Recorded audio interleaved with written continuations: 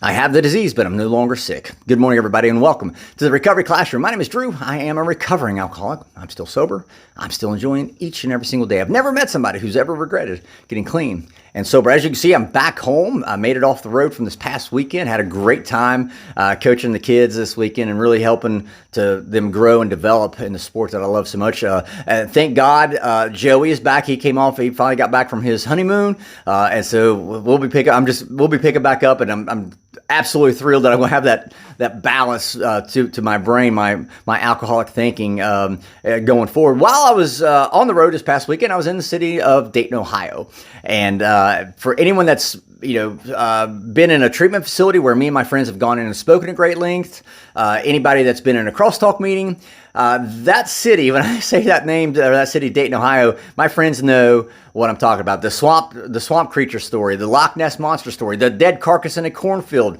story. I actually, while I was there, I went and visited those locations while I was there, and it was so poignant for me because this Sunday I'll be 5 years sober.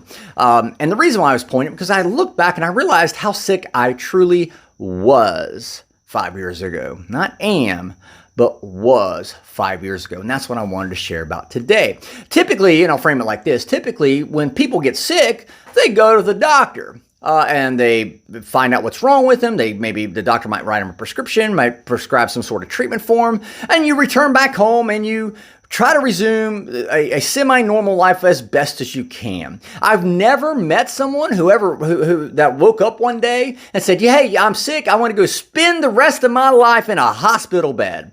Maybe that's happened. Don't know. I've just never met those people. I can't wrap my head around that logic. And so to me, the normal, logical, rational thought is if I'm sick, I'll go to the doctor. I get some sort of treatment plan from my doctor, and I go and apply that treatment plan and try to resume a normal life. Take, for instance, a type 2 diabetic. Type 2 diabetic has this disease. They're only sick, however, whenever they're overloading their system with glucose.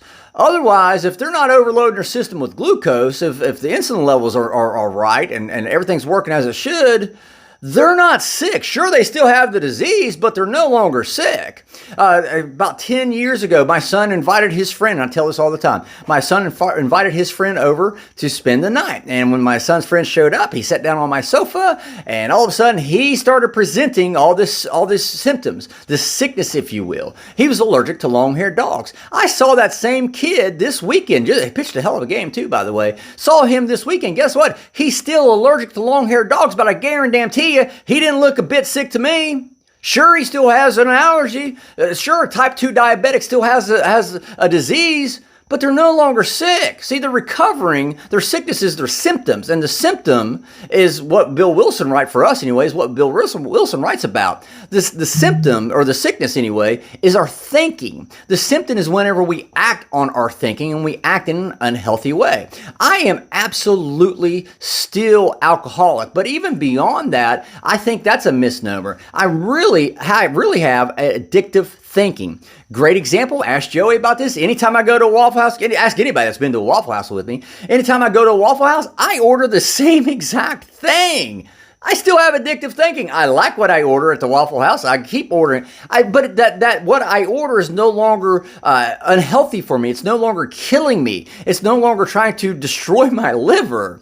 At the end of the day, yes, we may be sick at the time in which we are presenting our symptoms. In other words, I was sick 5 years ago because all I was doing was pouring booze down my throat, trying to blot out my conscious existence in this world. That is sick. Today, yes, I still have my disease, but I am no longer sick because I've learned how to use that addictive thinking, but in healthier ways. Like I said, I used the example of the Waffle House.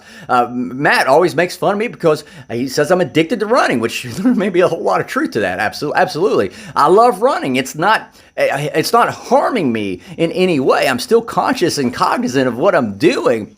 At the end of the day, we get this idea when we come into recovery, well, we're sick and that means we're always going to be sick. That's not the case. I'm going to die with my disease rather than from my disease. And that's one of the one-liners you always hear in the fake A rooms, but it's true. I'm going to die with my disease, but not from my disease. I'm no longer sick today. And I use my alcoholic thinking, my addictive thinking in ways that will help me maintain longevity, help me maintain a normal, semi-normal and functional life rather than allowing it to destroy the life that I've been given up to this point. So with that being said, hope that makes sense. With that being said, thank you guys for letting me come in and share 5 to 10 minutes of your day with you. You guys absolutely keep me sober, and I could not be any more appreciative. If you like the content of the Recovery Classroom video morning monologues, please feel free to like and share on your own Facebook page and all your other social media channels. And if you have a topic you'd like to hear discussed, feel free to drop it into a private message to us here on the Recovery Classroom Facebook page, and we'll take a look at it, see what we can do. We'll be talking again soon, guys. Remember, you can't get drunk if you don't take that first drink.